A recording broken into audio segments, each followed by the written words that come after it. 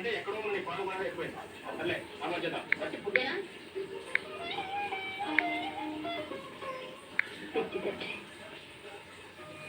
My dear students, మనం సిమ్లా ఎక్స్కర్షన్కి వచ్చాం.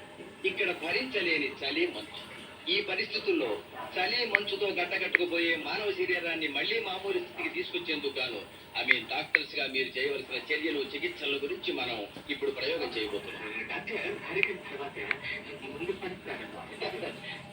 మీరందరూ ఇతని శరీరాన్ని పరీక్షించి temperature, pulse, BP everything note చేసుకోండి.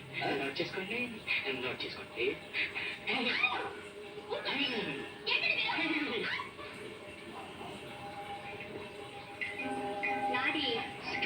మీరు పడుతున్నారు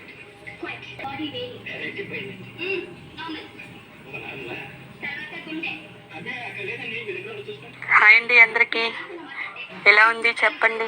బాగుందా? బాగుంటే కామెంట్ చేయండి. కొద్దిగా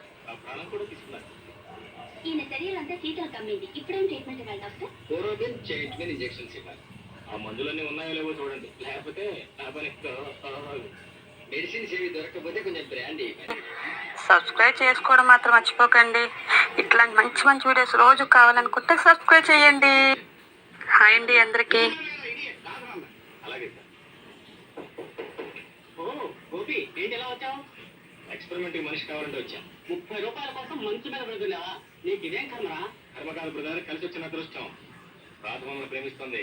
కాలు చేయి మెడికల్ స్టూడెంట్స్